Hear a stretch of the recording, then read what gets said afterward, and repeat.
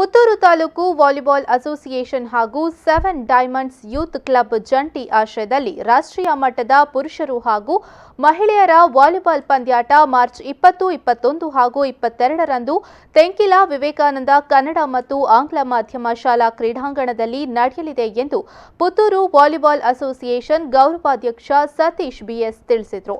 ಅವರು ಸುದ್ದಿಗೋಷ್ಠಿಯಲ್ಲಿ ಪಂದ್ಯಾಟದ ವಿವರವನ್ನು ನೀಡಿ ವಾಲಿಬಾಲ್ ಪಂದ್ಯಾಟ ಬೆಳೆಯಬೇಕು ಎಂಬ ನಿಟ್ಟಿನಲ್ಲಿ ಅಸೋಸಿಯೇಷನ್ ಕೋಚಿಂಗ್ ಕ್ಯಾಂಪ್ಗೆ ಹೆಚ್ಚಿನ ಒತ್ತು ನೀಡುತ್ತಾ ಬಂದಿದೆ.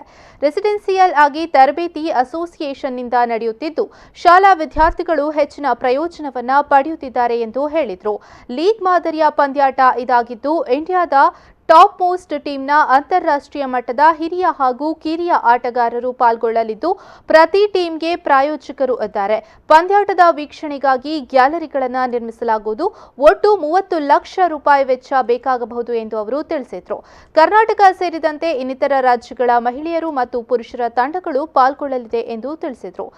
ಇದು ಈಗ ಕೇರಳ ಟೀಮ್ ಅಂತ ಇದ್ರು, ರಾಷ್ಟ್ರ ಮಟ್ಟದ ಟೀಮಿನಲ್ಲಿ ಇದ್ದವರೆಲ್ಲ ಅದರಲ್ಲಿ ಬಂದು ಸೇರ್ತಾರೆ.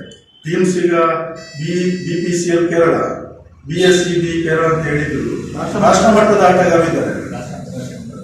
ಅಂತಾರಾಷ್ಟ್ರೀಯ ಮಟ್ಟದಲ್ಲಿ ಆಟಗಾರರೆಲ್ಲ ಬರ್ತಾರೆ. ಈ ಟೀಮಲ್ಲೆಲ್ಲ ಇದ್ದಾರೆ, ಅವರು ಸೇರಿಕೊಳ್ತಾರೆ. ಈಗ ರಾಷ್ಟ್ರದ ಟೀಮ್ ಒಂದೇ ಅಂತಲ್ಲ, ಎಲ್ಲ ಟೀಮಲ್ಲಿ ಅವರು ಸೇರಿಕೊಂಡು ಆಡ್ತಾರೆ. ಯಾವಾಗ ಇದು ಮಾರ್ಚ್ 20, 21, 22 ಶುಕ್ರವಾರ, ಶನಿವಾರ, ಆದಿತ್ಯವಾರ ಅಂತೇಳಿ ವಿವೇಕಾನಂದ ಕನ್ನಡ ಮಾಧ್ಯಮ ಶಾಲೆಯ ಗ್ರೌಂಡ್ ಅಲ್ಲಿ ಅಂದ್ರೆ ಪಾರ್ಕಿಂಗ್ ಅದಕ್ಕೆಲ್ಲ ಒಳ್ಳೆ ವ್ಯವಸ್ಥೆ ಇದೆ. ಸುದ್ದಿಗೋಷ್ಠಿಯಲ್ಲಿ ಪಂದ್ಯಾಟ ಸಮಿತಿ ಅಧ್ಯಕ್ಷ ಬೇಬಿ ಜಾನ್, ಖಜಾಂಚಿ ಪ್ರದೀಪ್ ಪಿಆರ್, ವಾಲಿಬಾಲ್ ಅಸೋಸಿಯೇಷನ್ ಕಾರ್ಯದರ್ಶಿ ಮೋನಪ್ಪ ಎಂ, ಸದಸ್ಯ ಸಂಜೀವ ಉಪಸ್ಥಿತರಿದ್ದರು.